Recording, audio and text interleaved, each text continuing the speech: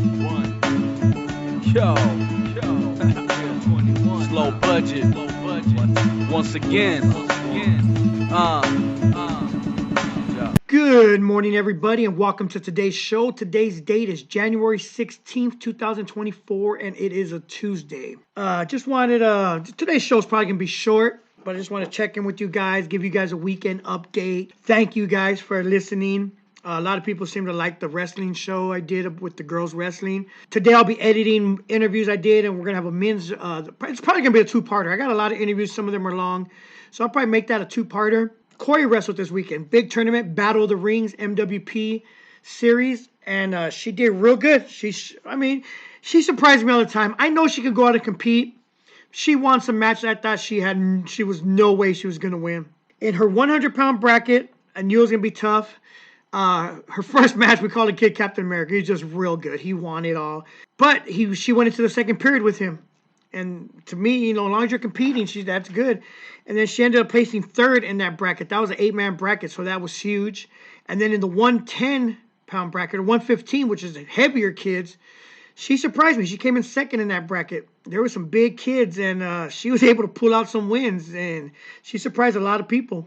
But the best thing overall, it was a 4-series tournament, and you got points for every placement. So if you came in first, you got 20 points, second, 15, and so on, up to 4 places. So for both brackets, the 100-pound 5th grade and the 100-pound 115 5th grade, she was the leading point getter and got, special certificate, all regional, outstanding wrestler honors and stuff. So that was good. She deserved it. A lot of mat time, a lot went into it, a lot of practicing. So I'm proud of her for that. And she's slowly getting better. We'll just see. This week is Tempe State for her on Saturday. That's going to be a hard tournament. It's a junior high tournament, 5th through 8th grade. She's a 5th grader. And she should be in the boys 97, girls 98. She's around there. Probably has another pound to lose, so she'll hit the practice hard this week and hopefully get there. Rocky had the weekend off, but he has 2 big meets coming up. Tomorrow, Bisbee, and then this Saturday is a South Point tournament. I don't know, 30, 40 schools there. And I'm already looking at the school. I know a lot of those teams have good heavyweights. So we'll just see, and hopefully he could pull off at least 1 or 2 wins. It's you lose 2, you're out. So hopefully he could pull out a couple of wins, and that'll be great. And he could wrestle on to Saturday. So let's see. Playoffs were here. Man, the good and the bad happened. Well, the good to me was the Cowboys loss. Bad, obviously, my Steelers lost. But here's a funny thing. People were talking, it's the Cowboy fans that just incredibly delusional, I should say. Let me use those words. They are delusional. I belong to a lot of groups. When I say a lot of groups, I'm probably hundreds of groups. Sports groups, football groups, sports card groups, you name it.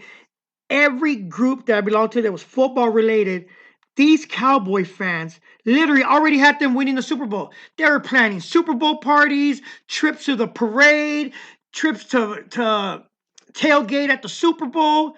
These fans literally, this is our year. We have the perfect team. Look at Dak, blah, blah, blah, blah, blah. They literally had them winning the Super Bowl. And what happened? The Green Bay Packers came out and spanked that ass. Yeah, the score was close in the game, but at one point, it was like, 42-16 or something like that? Or 42-6 or something like that. It was something like, it was a blowout. And yeah, Cowboys came back at the end, but still.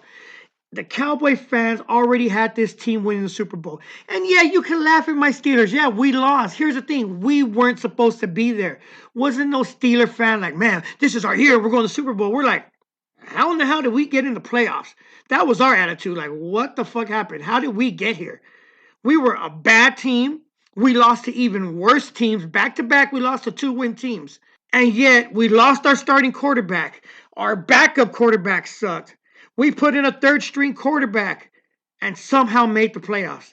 So yeah, wasn't no Steeler fans talking shit on Facebook. This is our year. We're going to the Super Bowl. Hell no. We're like, what the hell? How are we in the playoffs? So that's the difference with the fan base there. So I just want to, talk about that a little bit. A lot of upsets too. Eagles lost to Tampa Bay. Freaking Baker Mayfield. Wow. I don't think anybody saw that coming. So weather was bad. It's just football's football. We'll talk about playoffs again next week.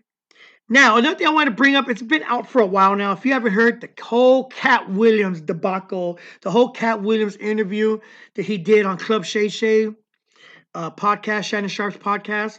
Man, when I first heard about it, me and my sons and we sat down and watched it. It's a 3 hour podcast. And then this 3 hours, Katt Williams went in on everyone. I don't think any comedian was safe. I waited a few days. I waited actually a week or so. I wanted to see. I know all the people were going to respond to it. I wanted stuff to calm down. And some of the stuff he said was outlandish. Just way out there, unbelievable. But I say 90% of what he said had merit. And as all these people are now talking about it, it backed up a lot of the stuff he was saying. So if you haven't seen it, go on YouTube, Club Shay Shay, Katt Williams, 3 hour interview. Watch the whole thing. There's clips. Make sure you watch the whole thing. When we watched the day after it came out, it already had like 9 million views. I could imagine what it has now. It's going to probably be hundreds of million views by now. But he went in on Ludacris, calling him Illuminati. He said that there was supposed to be a rape scene in Friday, but he got it cut out. Ice Cube came back, and he pretty much collaborated everything Katt Williams said except for that part. He said there was never a rape scene. He wouldn't do that. But I think it would have been implied. If it wouldn't have been with like him grabbing with the vice grips, we would all just thought he got raped in there. So maybe there was some truth that he was like, no, let's do it this way. I'll grab him by the balls with a vice grips, and then we know no rape happened. But I think it would have been implied. Let's see. He went on Cedric the Entertainer. Now, as I was reading more, it seemed like he was beefing with Ced for years, all about joke stealing. And Cedric even went and admitted, because the timeline, you can't deny it. Katt said he did the joke on BET this year on a certain year and said use it 2 years later. So he can't lie about it. So Ced even came out, well, my career ain't going to be defined by one joke. So that pretty much admit that he did steal Katt Williams' jokes. But then Bernie Mac came out and said in an interview we listened to, he goes, do not do your material in front of a bunch of comedians. If you have new material, do not, he says, I repeat, do not do it in front of a bunch of comedians because they will steal your shit. So it was known that comedians steal jokes here and there. They turn it, they change it their own way.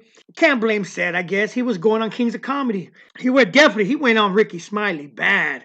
If you don't know Ricky Smiley, he was the Santa Claus in Friday After Next. And he's been a comedian for a long time. And Katt Williams just went in on him. Oh, Kevin Hart, he went in on bad. Just dissing Kevin Hart, Steve Harvey, Chris Tucker, Michael Blackson. So yeah, if you get a chance, definitely watch the Katt Williams interview on Club Shay Shay. Let's see. Other than that, I don't really have much to talk about today.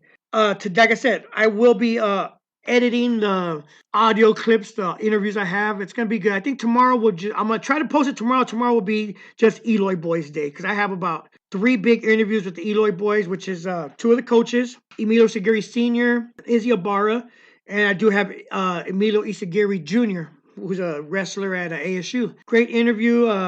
And then the next day, probably Thursday, I'll release the other ones, which will be Zane Candelaria, heavyweight of Sunnyside, Diego Chavez, who's also from Eloy, Chavez Boys.